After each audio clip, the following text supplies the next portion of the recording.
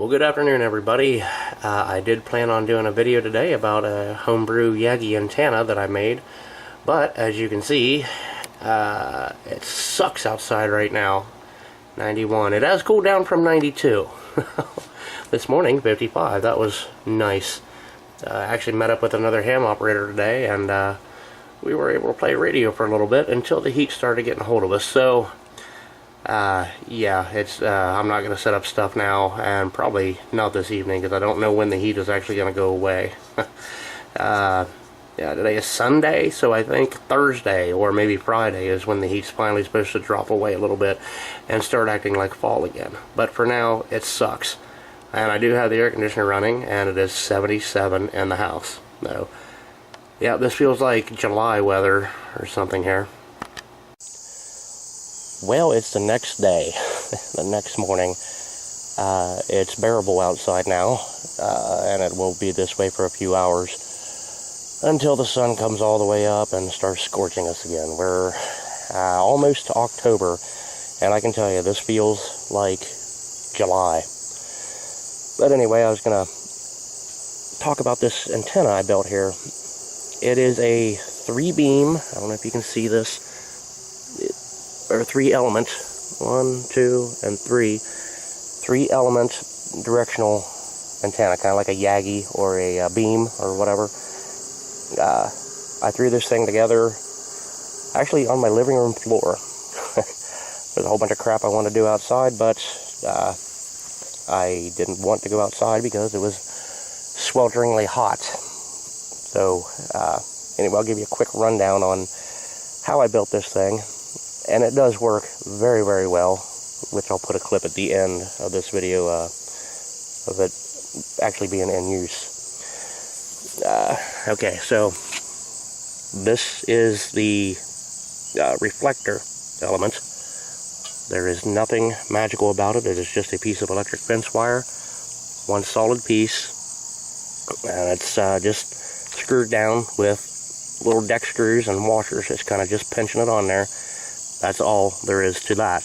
That is that's the reflecting element. This here is the driven element. You can see it up there. I think you can see that against the grass. And then here, of course. And this is where the coax, this old chunk of coax I had, hooks into it. Okay, now these are actually 2 separate wires. And the center lead went up and the shielding goes down. And then, of course, in the front, this is the directing element, and it is one solid piece of wire. And the same way, it's all just pinched on there with washers and deck screws. And that's just a piece of 1x4 untreated pine. And I know somebody's going to say, well, it's not going to hold up, and no, it's not. This was just something to keep me occupied yesterday, or the day before yesterday, actually, while it was too miserably hot to do anything. And it was fun. It works very, very well, strangely well. And of course, that 1x4 is screwed down right there with those deck screws to a 10-foot long, I think it's 10, maybe 8-foot long piece of 1-inch plastic conduit.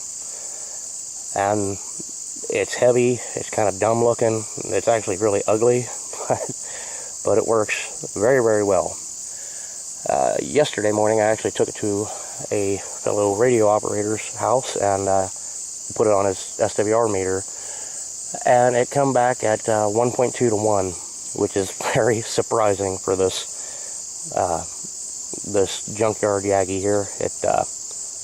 That's very good. And that was at 146 megahertz at a 1.2 to 1. That's pretty impressive, and I never really adjusted anything. It's good enough. And yeah, I do believe I'm going to rebuild one of these at a later date to kind of make it more weather resistant.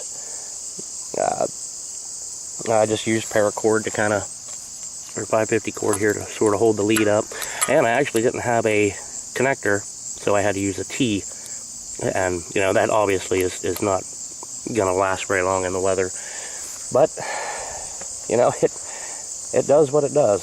So let me get my little book out here and I can give you the measurements. Okay, reflective element, the length of that is 41 inches.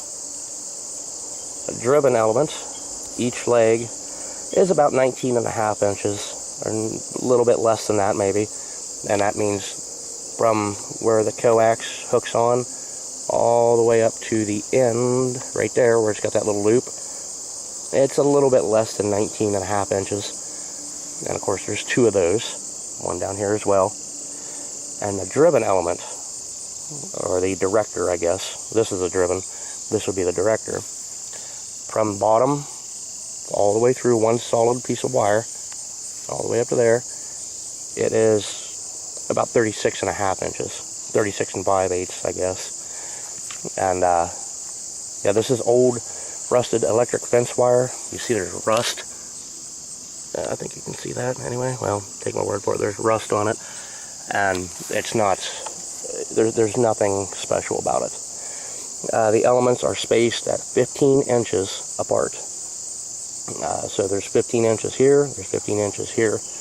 Obviously, given 30 inches, this board is probably 40 inches long. It doesn't matter.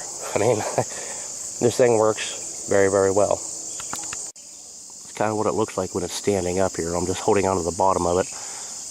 It's not, I mean, there's nothing magical about this. Actually, it's magic that it even works at all. I kind of really intended on just taking my coax off of it and throwing this in a burn pile or something.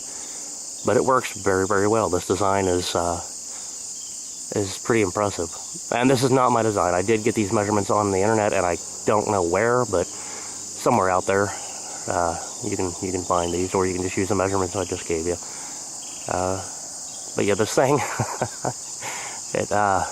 it surprised me. I've made a transmission. The first transmission I made on it was on a little Chinese Bofang radio, and on high power, which is 5 watts for that radio. In a radio dead spot on my land, I got a full quiet report to the local repeater, which is, I don't know, maybe 20 miles away. That surprised me. So I thought, you know, I'll jump it down on low power and see what happens. And I got the exact same report, full quiet. That was absolutely amazing. That 1 watt out of a radio dead spot that it performed that well. And yeah, just this thing's ugly and crappy, but it worked very well. So, well, that's pretty much it.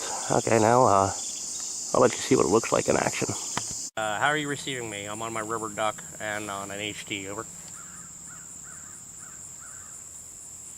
Almost full and clear. Okay, well, if you don't mind, stand by there for just one moment. I'm going to hook up the homebrew Yagi here and see how that sounds, over. Okay, HT standing by.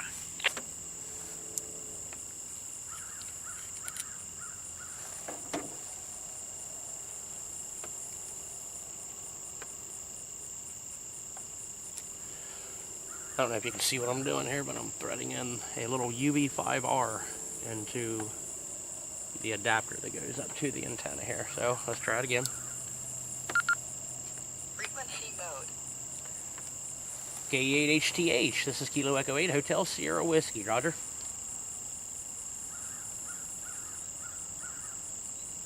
K8HTH here. I got full signal and clear. Okay, very good. Well, I guess this thing is doing something then. If you're picking me up just a little better than the rubber duck, I guess that's an accomplishment on my part there, over. Yeah, it sounds real good. Okay, so what you just saw was not in the radio dead spot. That was actually up on top of a hill. And I was on 5 watts at the beginning there. When I'm on the rubber duck on that little UV5R on 1 watt, I couldn't make the jump. So I had it up on 5 watts. Shortly after that clip ended, I did drop down to 1 watt, and we continued the QSO for another 10 or 15 minutes on 1 watt.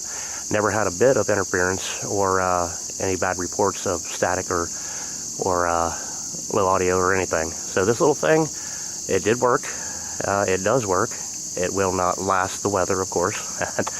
But anyway, I hope you enjoyed this. I don't know, maybe somebody could throw together one of these things at home and give it a shot. I absolutely enjoyed making it, and I do plan on making other different designs and styles, etc. That'll probably be coming up here. Maybe this weekend I'll get to try out some different styles or whatever. But well, that's about it for now. Don't forget to hit that subscribe button, thumbs up, and all that good stuff. Hope everybody has a good day and keeps hydrated in this frickin' crazy heat. All right, everybody, have a good one.